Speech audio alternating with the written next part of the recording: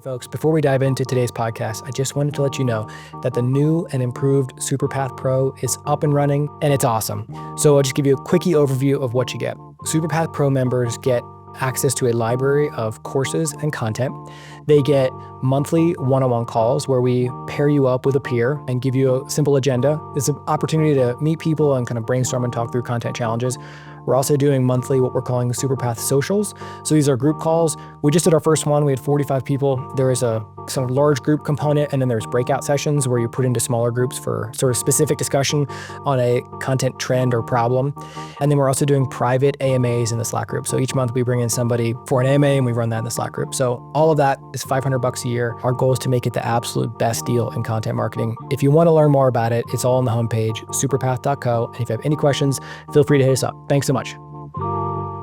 The difference between paid and organic is the community and affinity that we're building out across multiple different channels and spaces, and that those things taken together actually become a really big part of what's driving the business. Hey there, and thanks for tuning in to another episode of Content Briefly. Today, I'm very excited to bring Lane Scott Jones, Director of Content at Zapier, back for a round two. We first had Lane on July 2023, so it's been a while. A lot has changed in the world, and I expected quite a bit has changed at Zapier too, which indeed it has. Lane mentioned on our first conversation, just as an example, that Zapier was publishing about 85 articles a month. Well, that's up to 100. The team has grown, responsibilities have grown too. We talked quite a bit about SEO. They're seeing the same decline that a lot of other folks have, and she has a very reasonable and very optimistic take on that. Basically, Zapier is diversifying content. They're also investing in more events and community. I'll just tease that they were doing pickleball meetups in 2024 and actually plan to expand that in 2025. And Lane talks all about that, the reasons behind it, and some of the other things that she and the rest of the Zapier marketing team are working on. So, great conversation. It was so good to have Lane back. I really enjoyed this conversation, and I hope you do too. This episode of Content Briefly is brought to you by our friends at Flying Cat Marketing. Are you frustrated by your SEO or content agency that just takes orders passively and doesn't advise or bring ideas proactively so that you can never really fully take your mind off the project? Or are you frustrated that they pick topics opportunistically rather than ones aligned with your product and go-to-market strategy? Or maybe they write generic content that was obviously done by a content marketer rather than someone deep in your customer's niche? Or maybe worst of all, one that just doesn't have time for you? Flying Cat solves these problems. As a small agency of senior-level consultants with a proven track record of SEO success and B2B SaaS, you get a strategic partner that stands in the fire with you. It's not only you that'll be happier when you finally focus on higher-level strategic work, but your boss will be happier when you finally start reporting on revenue-driving SEO. Flying Cat only takes on 10 clients at a time to ensure focused and white-glove service. They've just signed their 8th. Will you be the next one? Go to flyingcatmarketing.com or use the link in the show notes to learn more. Content Briefly is produced by our friends at Minutia. To learn more about their podcast production service, as well as their other adaptive content marketing services, check out minutia.com in the show notes. Hey everybody, Jimmy from SuperPath here today. So excited to have Lane Scott Jones from Zapier back. Lane, your episode, which aired 16 months ago, still our most downloaded episode ever. So, thank you for that. And thank you for coming back for an update too. So happy to be here. I loved our first conversation. Excited to talk about what's changed. Yes. I feel like, well, I'm going to assume a whole bunch of things have changed, but let's get into it. You know, I was thinking about Zapier. I think about Zapier a lot because I think it might be the perfect SaaS company in the sense that the product makes every other product you use better. You know, so it's like this really nice layer that you just add on to all the other stuff you're doing. And then your life gets a little bit easier and all the other products that you use become better. And I'm like, wow, what an amazing business model. Anyways, that's sort of neither here nor there, but like from a content perspective, like I was on the blog today, just ahead of this call, and I felt overwhelmed because there's so much ground for you to cover, you know? And I was just curious, like, do you feel that sometimes too, that there's like thousands and thousands of apps on the platform? There's a billion different ways people might use them. And then like, where does that leave you as a content team? Like, how do you possibly, like, how do you keep it all straight in your head? You know what I mean? Oh, yeah. If you think about it from the perspective of all the things that Zapier could do, it is extremely overwhelming. I think we have 7,000 integrations last time I checked. Yeah, that's so many. Um, it's so many, and every one of those could warrant its own blog post or content piece. So I think focus has been the name of the game for Zapier prior to me getting there, but especially recently to figure out of all the things we could write about, where is the alignment with our target audience, with the topics that we want to develop authority on. And we luckily have a lot of data to show us what those are. So even things like app usage, integration usage, that can help guide us. Um, but it certainly, I think Zapier, because it can do so many things, the question becomes, how do we open up our readers or customers' minds to like imagine all the potential that exists there? Yeah, yeah. Because it a lot of people will come to Zapier with just the one use case in mind. It can even be just one Right. simple integration. But what we want to do is take it from being sort of like the Lego block to the Lego kit, the Millennium Falcon that they can build on Zapier. And I think content actually becomes one of our main levers in helping people visualize the expansive nature of Zapier and how it could become not just something that you plug in, but something that you can build your business on.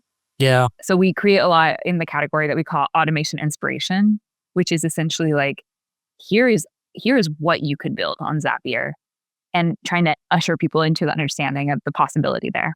Yeah, that's so interesting. I find myself, and I'm going to guess there's a lot of other people who do the same thing where I'm like, literally yesterday, I've got this spreadsheet. It's kind of messy. There's a lot of duplicates, and I'm like trying to figure out the formula I need to put in Google Sheets is. And then I have this thought of like, oh, I should use Claude or ChatGPT. Like, I bet it can either just do it for me or tell me the right formula. And it works in 2 seconds.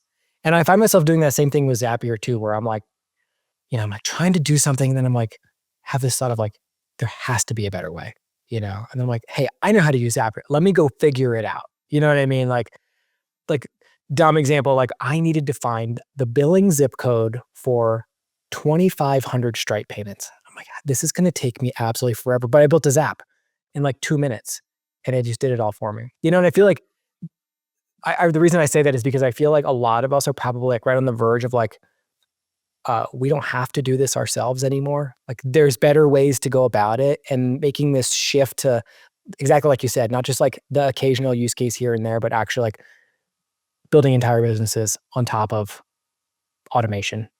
It just makes, when Yeah, you think about it, it just makes so much more sense, especially today that all of this is totally possible. yeah. And it's interesting to see how my comfort level with something like AI has gone from it being an afterthought to it being now like a key part of how I do my daily work. It has become that muscle that I now just reflexively go to. And I think Zapier and automation can be that same thing. But the getting from surely this could be easier to the actual way that it becomes easier it's a big leap. And especially if you don't have a good grasp on all the capabilities of a tool, for instance. And we actually just created this experience on the Zapier site. You can find it plugged into a couple of blog posts now, which we're just calling like automation consultant. But you can type in your role and what you want to do, and using AI, we will generate like, here's the workflow that you should run. Here's the Zap, like, and you can click Whoa, right into it and set it up in Zapier. So that's it crazy. doesn't actually all just have to fall to the to your individual like logical reasoning skills. Now we're starting to build tools that actually let you take it from, okay, this is what I'm envisioning, all the way to here's the template, like you can start building. That's wild. That's really Yeah, cool. it's very fun. That's I've used it so much. how has content at Zapier changed? I mean, there's so many outside influences right now, like what's happened in the last, like, let's see, for July 2023 was our last podcast. We're recording now November 2024. There's like 10 years of stuff that's happened in the meantime. Just curious, like, how are you absorbing all these external inputs and factoring it all into what you and your content team are up to? Yeah, truly a decade has passed since we Yeah. last talked. A lot has changed. I think our company strategy has shifted, our marketing strategy has shifted. And that's come through into the content strategy in a couple of ways. Obviously, the widespread adoption of AI has been probably one of the biggest changes for everybody in the industry, but especially at Zapier, because AI and automation are they go hand in hand. They're almost Yeah. synonymous. On the content side, our initial foray into AI was writing content about AI, like best AI image generators, best AI video tools, because that's the kind of content we're used to delivering to our audience. They're interested in learning about tech and apps and software from Zapier. And once we started writing about that, our content traffic doubled, tripled. I mean, it Whoa. skyrocketed to levels of growth that just were staggering. And that was good and bad. I think the good part was that we saw a lot more traffic. We saw a lot more signups. But because that was such general interest content about AI, it wasn't necessarily people who were ready to go ahead and set up something in Zapier. Um, but from a brand perspective, we do want to be known as a tool that is thought of, when you think of AI and automation, you think of Zapier. So from a brand building perspective, that was really helpful. The trickier thing on the content side was what that did to, I mean, our data, our numbers, Oh, and yeah, I bet. thinking about we spent a ton of time really heads down on the way that we want to balance that super high volume traffic with the content that we know drives conversions, and thinking about what we would define as empty calorie content, where we can produce pieces that we know are going to drive this enormous swell of attention at the top of funnel, but we also know the conversion rates are vanishingly small. Yeah, yeah. Um, and so that's something I think every content team deals with, and it is like a familiar, maybe not on the scale of like this AI traffic, but it's a familiar problem. The thing that I think we had a breakthrough with was communicating that to our marketing leaders and our exec team, and really being able to lobby for using our discretion, because we know the numbers that matter. So whether Yeah. those numbers are coming in from like really high volume, low converting top of funnel post, or these sort of small niche mid funnel and bottom funnel posts, we now have buy-in to make that call and pull those levers in a way that we didn't before. And so that's been a Yeah. big breakthrough for us. That's really interesting, actually. Yeah, I could totally imagine you have even a couple really successful pieces, and now all of a sudden all your data is a mess. You're like, wait a minute, Oh yeah. our conversion rate just went down. It's like, I mean, relative to total traffic, sure, but like not the absolute numbers. And then, but yeah, you have to like, back in the animals days, we used to call those pieces whales, because it's like you don't want to get rid of them, but at the same time, like you have to, as you're analyzing it, like you might want to do an analysis with it and then filter it out and do an analysis without and then compare so that you don't water it down too much. Yep. Super interesting though, but you still want, I mean, you want this. Our data is a mess too, because if we have been ranking for terms about ChatGPT or best AI image generators, and when those start to fall in the rankings, our traffic plummets. So it creates a lot of Yeah, artificial noise in our reporting that isn't right. really directional in how we want to shift or not shift our content strategy. So that's exactly what we've done, is lobbied to separate them out in reporting, and that has been so helpful. That's really interesting. That's cool. A good problem to have, you know, like too much traffic, that you have to figure out, like, just have to like make sense of. When we talked last time, you had mentioned that the content team was putting out around, I think, 85 articles a month. Has that held steady or have you adjusted that? We're now at 100 articles per month. I was wondering if you might do it. Yeah. Yeah, yeah, yeah. Oh, 85, those were the days. No, we actually another change at Zapier is we have a slightly expanded our blog team.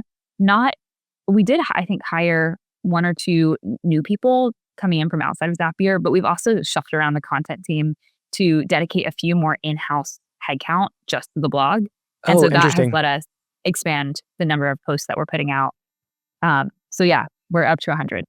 Whoa, cool. Are those, are the new folks working on different things or supplementing existing things?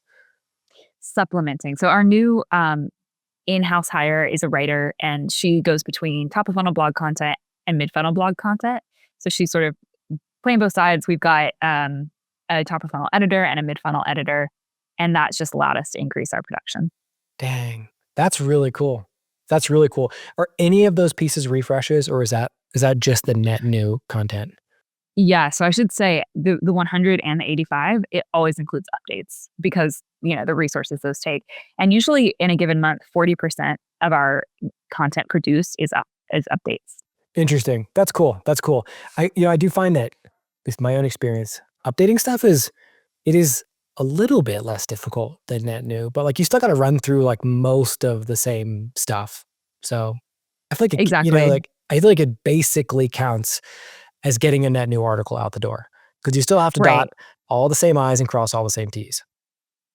Exactly. And we want to demonstrate to leadership that we are producing at a high clip, but we also want them to get credit for the fact that these updates sometimes are big rewrites, require a lot of research. So they're included in our count.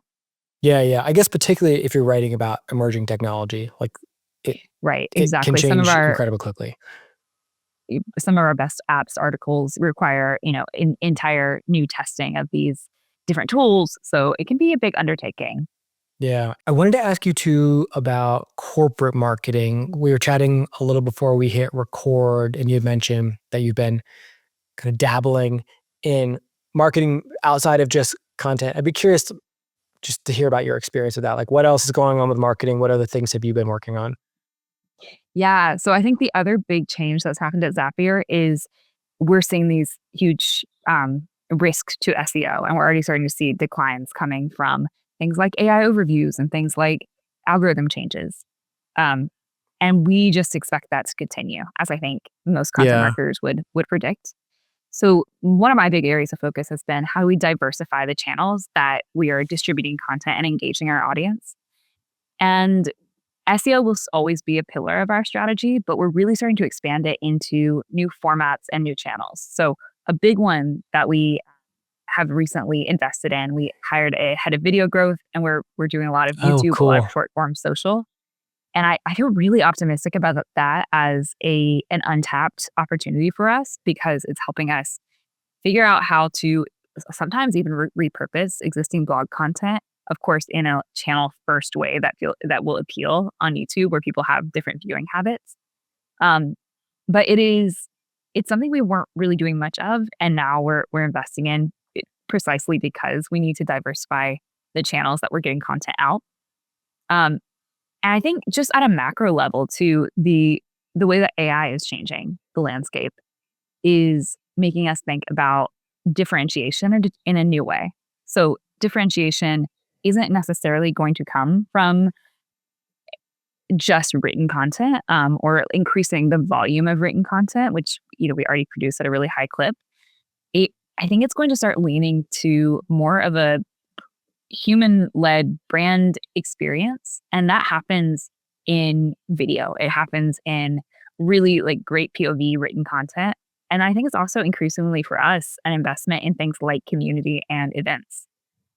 Even like we've been experimenting with a lot of things that are relatively small scale and not, they're not super scalable as programs, but they're experimental because we're trying to figure out like what's the next frontier for marketing in this new landscape.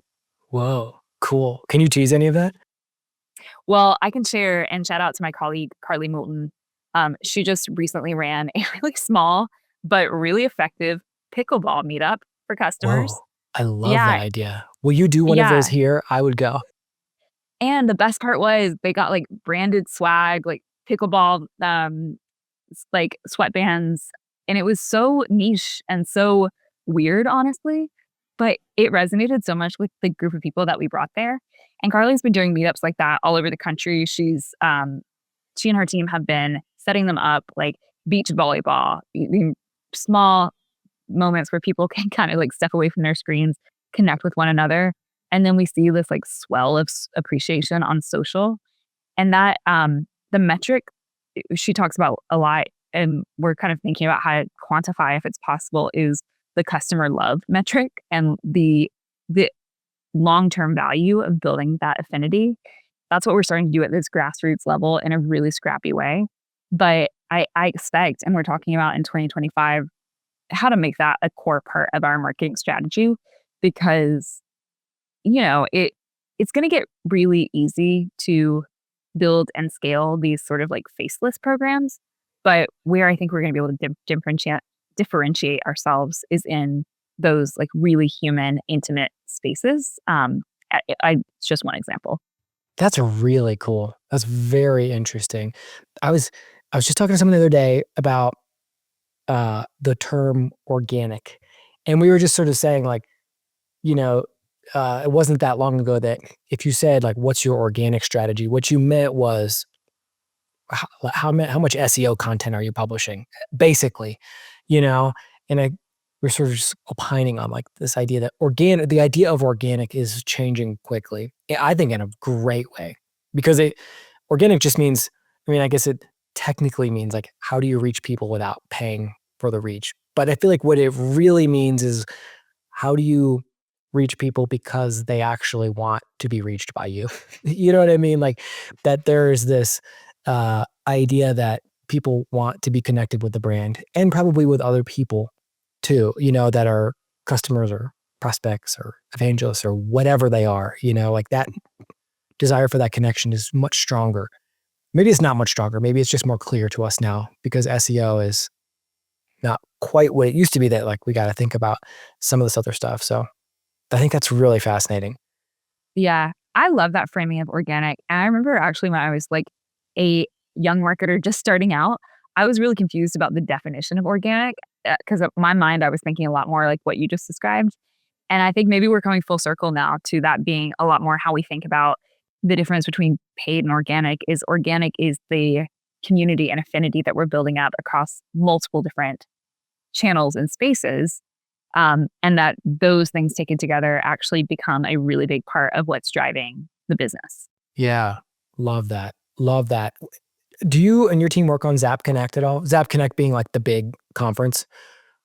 Yeah, ZapConnect's our big user conference. That's led by our events team. So Denise Hibbard, absolute genius when it comes to events.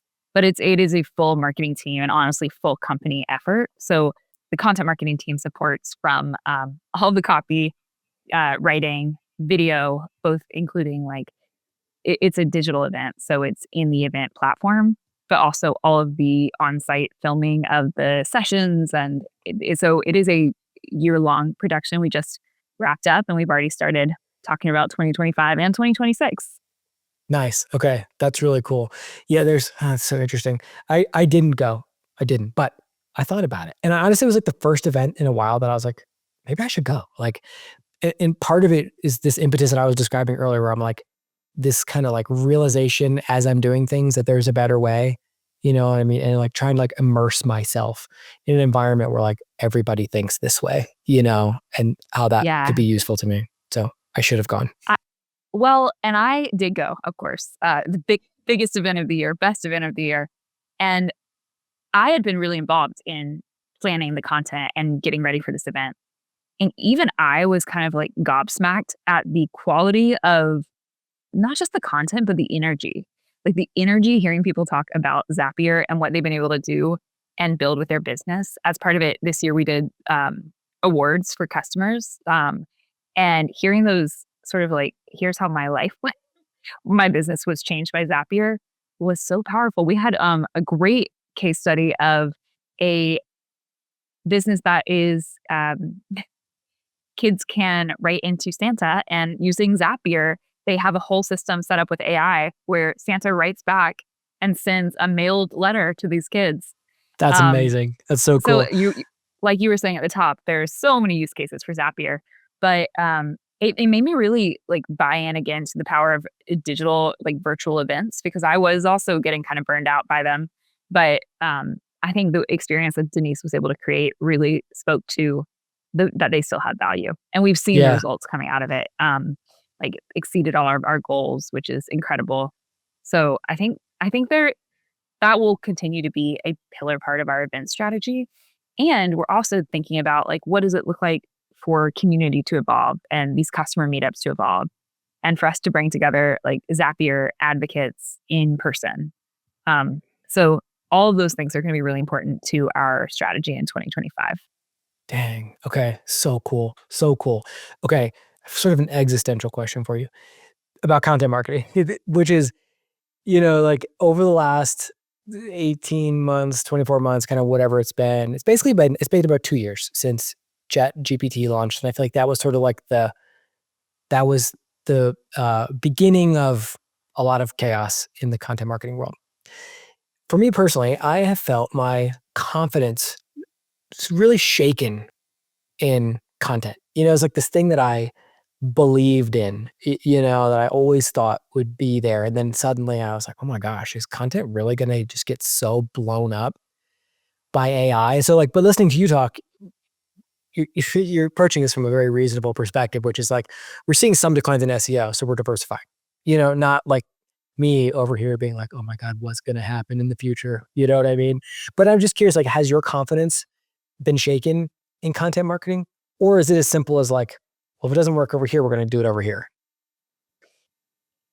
Yeah, it's certainly not as unemotional as that. I tend to be a like tech optimist. So when new technologies enter the scene, I usually do approach it with a "ooh, this is exciting" mentality.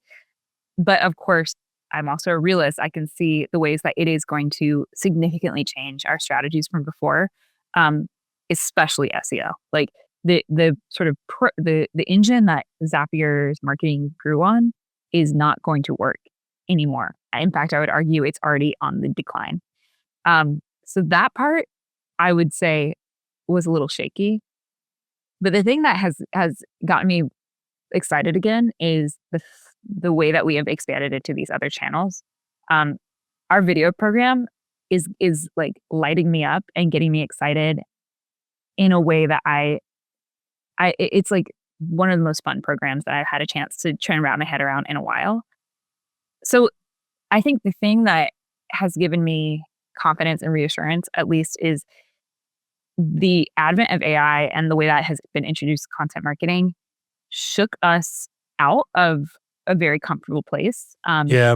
sort of repeating the same playbook that had worked for a really long time.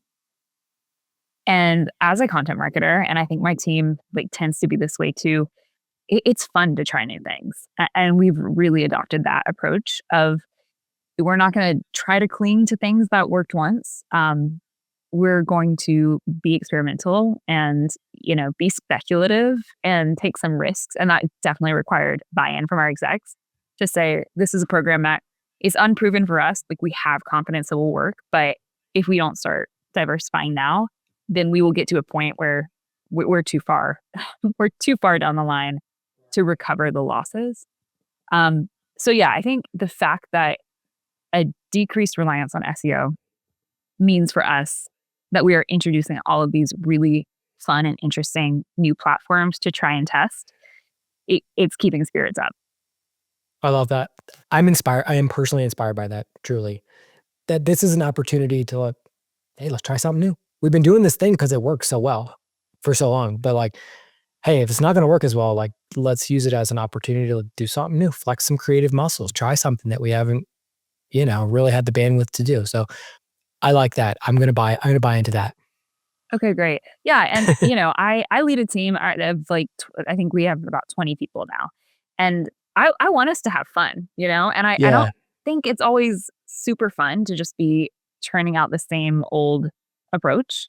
So I've seen the team energized by this too, and that is really cool. Yeah. Amazing. Okay. Well, okay. I'm going to ask you to commit now. Will you come back next year and give us another update? Because like this is all going to change again, and I would love to just like keep tabs on how you and the Zapier team are thinking about it. Doesn't Billie Eilish do this with Vogue, where like each year she comes back and like recaps her previous year? We could set something like that up. I like that. I like that. And we'll just keep sending you Superpath swag to keep you bought into this. Okay, amazing. Amazing. Lane, thank you so much. Obviously, people go to the Zapier, like see this stuff for yourself. Like, to me, that's one of the best parts of this podcast. Like, you've heard about it. Now go see it and see it in action like that. You can glean inspiration from that. But then Lane, for you personally, LinkedIn, is that the best place to send folks to connect with you? Yeah, connect with me on LinkedIn. I've also recently started taking on a select handful of coaching and advising clients. Oh, One of cool. my most recent content marketing coaching, mentees was dealing with this exact problem of, okay, SEO is one pillar, but I have to decrease how much I'm relying on that. So how do we expand into these other channels? And I had so much fun chatting through with her what that could look like for her company. So I'm enjoying doing that. If anybody's interested, they can reach out to me, LinkedIn or lanescottjones@gmail.com. Okay, cool. Links will be in the show notes for folks. Lane, thank you so much. We really appreciate your time and hope we can do it again. Thanks. This is great. Take care.